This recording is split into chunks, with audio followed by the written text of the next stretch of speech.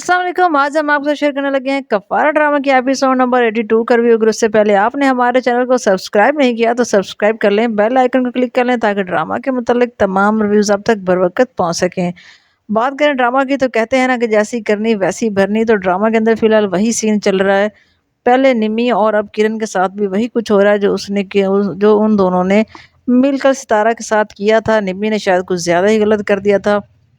लेकिन कुछ कम अब किरण ने भी नहीं किया था। उसने भी जितना उसका ज़ोर लगता था उसने लगाया और सितारा को बदनाम करने की पूरी कोशिश की थी, जिसके बाद अब वो खुद ही बदनाम होकर रह गई है और उसको सितारा के हस्बैंड यानी कि सलार ने ही बचाया है पुलिस से। अब ये सारी बातें सलमान आकर अपने घर पर बता रहा है। इस सारे जो चीज़ जितनी भी चीज़ें हुई हैं उसमें सलमान पूरी तरह से मुलव्वस है और जिस तरह से सज़ा मिल रही है निम्मी को, अब बेचारा बचता है कासिम और सलमान भी अब वैसे ही बच रहा है और साहिबा भी वैसे ही फिर रही है। अब इन सबको भी कहीं न कहीं पे अभी जैसे ये कर रहे हैं उसका ये भरना तो इनको पड़ेगा ही। लेकिन फ़िलहाल बारी है किरण की और किरण को बहुत ही ज़्यादा मुँह की खानी पड़ गई है।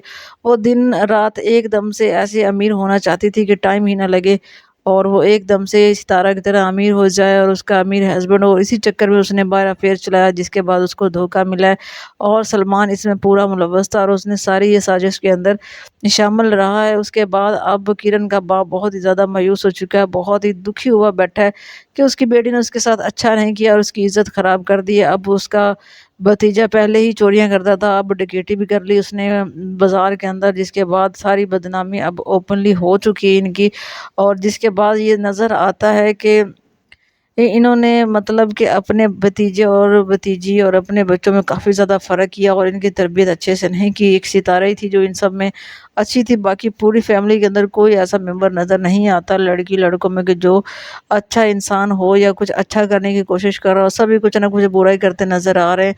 अब देखें तो सितारा को जैसे ही पता चलता है कि उसका भाई जेल में चला गया है और वो उसने डकैती के चक्कर में, तो वो बहुत ज़्यादा परेशान हो जाती है। वो अपने ससुर के पास आती है, उसको कहती है कि मैं अब अपने भाई को कैसे छुड़वाऊँ?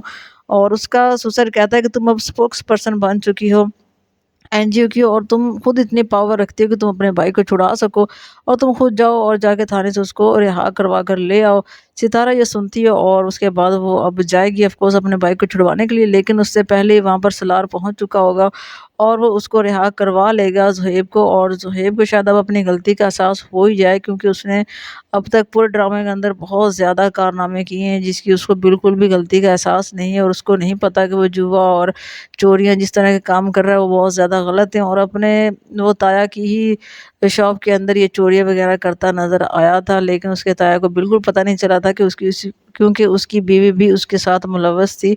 और अब उसके बाद देखा जाए तो थाने के अंदर सलार भी पहुंच जाएगा और उधर से सितारा भी चली जाएगी, लेकिन सलार उसको पहले ही रिहा करवा लेगा, जिसके बाद सलारा थोड़ा सा माइंड कर जाएगी, क्योंकि सलार और सितारा के आपस में भी अपने ससुर की वजह से लड़ाई चल रही है। क्योंकि सलार चाहता है कि वो जो काम कर रहा है सितारा उसके साथ रहे, जबकि उसका ससुर कहता है कि सितारा अब अपने पैरों पर खड़ी हो और उसका बिजनेस के अंदर हाथ बटाए और जो भी काम उसको बोले वो करे। तो देखते हैं कि आने वाले एपिसोड्स के अंदर क्या होने वाला है।